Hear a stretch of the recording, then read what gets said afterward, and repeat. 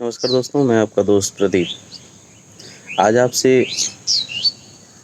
औकात पे बात करने आया हूँ, है ना। हमारे देश में जगह जगह बात होती है औकात। अपनी औकात में रहो, आपके औकात की बस में नहीं। हम लोग बचपन से ही सुनते हुए आ रहे हैं, हर किसी की अपनी अपनी एक औकात है ना। एक सेट डिफाइंड डेफिनेशन है हमारे समाज में, हमारे परिवार में। क्यों है, कहाँ से शुरू हुआ, इस विषय पे नहीं जाएंगे। आज हम सब लोग अपनी औकात में रहते हैं, लेकिन हम में से कुछ लोग उस औकात शब्द को तोड़ते हैं, है ना। अपनी औकात को तोड़ के बड़ा होना चाहिए हमें। क्यों बड़ा होना चाहिए? अगर हमें सफल होना है तो अपनी औकात को तोड़ना ही होगा। मतलब अगर आपसे मैं कहूँ कि दुनिया में कुछ भी असंभव नहीं है, दुनिया में कुछ भी असंभव नहीं है, तो आप इस बात को मानेंगे। और यदि नहीं मानते हैं तो मानना चाहिए। आपको मैं कुछ प्रश्न छोड़ता हूँ, उसका उत्तर आप खोजिएगा। हमारे देश में ऐसी बेटियां हुई हैं जिनके पैर नहीं था और उन्होंने हिमालय को फतह किया है। हमारे देश में ऐसी बेटियां हुई हैं जिनके पैर नहीं होने के बाद भी वो सर्वश्रेष्ठ नृत्यांगना हुई हैं। दुनिया में दुनिया की सबसे पुरानी दुनिया के सबसे पुराने लोकतंत्र का राष्ट्रपति 12 साल एक दिव्यांग व्यक्ति था। मैंने मथुरा में बहुत समय बिताया है अपने जीवन का। संघर्ष के दौर मैंने मथुरा में ही देखे हैं, है ना। अपने जब करियर शुरू कर रहा था तो मथुरा में था। वहाँ पे बहुत पहले एक कवि हुए जिनको सूरदास के नाम से जानते हैं। लोग बताते हैं कि सूरदास को प्रभु दिखते थे। जब सूरदास जी कविता करते थे तो भगवान श्री कृष्ण उनको सुनने आते थे। उस संदर्भ में कुछ कथाएं प्रचलित हैं जिन्हें मैं मानता हूँ। आप कितना मानेंगे ये आपको देखना है। जब भगवान श्री कृष्ण का श्रृंगार होता था तो सूरदास जी बताते थे पंडित जी को, पंडित जी ये पीले वस्त्र प्रभु को अच्छे नहीं लग रहे, जच नहीं रहे।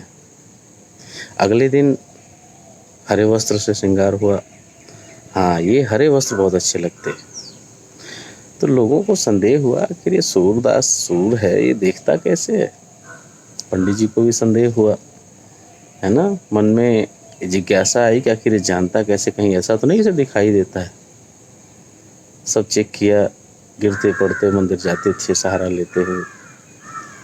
अगले दिन एक दिन क्या किया कि भगवान को वस्त्रों में नहीं श्रृंगार करके पत्तों से श्रृंगार किया। उस दिन अपनी कविता में सूरदास जी कहते हैं, अब तो प्रभु भी गरीब हो गए, अब तो वो भी पत्तों में आए हैं। तो मैं सिर्फ ये बोलना चाहता हूँ कि असंभव कुछ भी नहीं है। ये हमारे देश में संभव हुआ है ना। आप इसको मानते हैं नहीं मानते आपके ऊपर जाता है, लेकिन कुछ भी अगर आपने चाहा है तो ज़रूर होगा।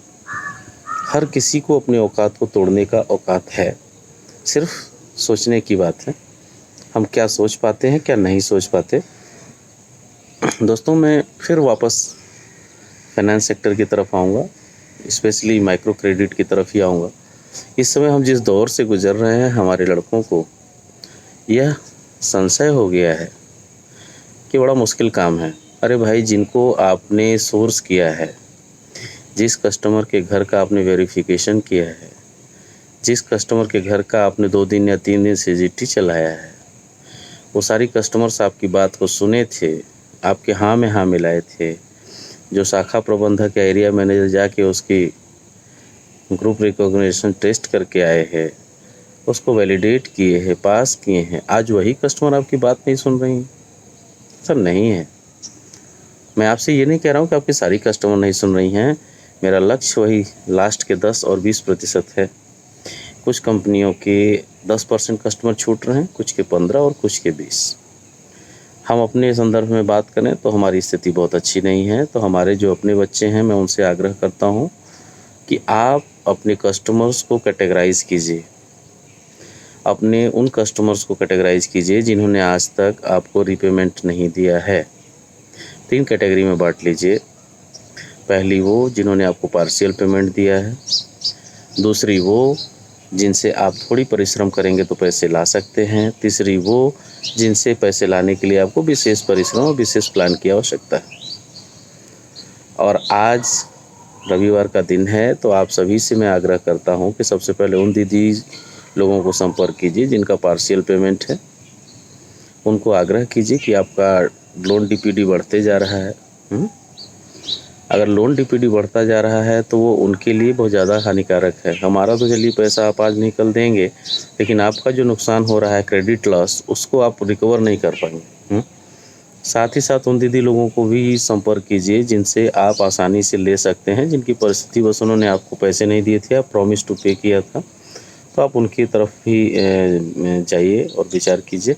साथ ही उन दीदी के लिए भी प्लान कीजिए, कम से कम 2 ऐसी दीदी से आज कलेक्शन ले आइए जो बिल्कुल भी रिजिड है, किसी और के गुमराह किए हुए रास्ते पे है।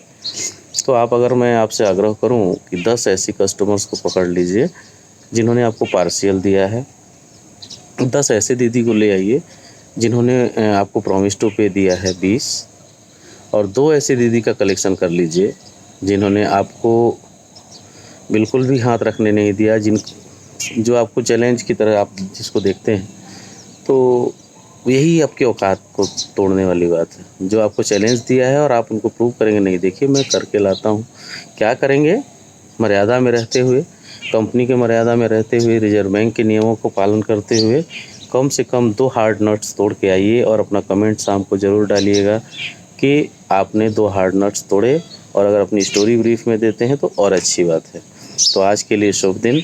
उम्मीद करता हूं कि आज सभी हमारे जो फील्ड स्टाफ हैं या बाकी के इंडस्ट्री के फील्ड स्टाफ हैं, सभी लोग, है ना, 10 पार्शियल पेमेंट के कस्टमर, 10 थोड़े जो प्रॉमिस टू पे दिए हुए हैं उनसे, और कम से कम 2 हार्ड नट्स को क्रैक करके आएंगे और हमें बताएंगे कि हमने सफलता प्राप्त की है।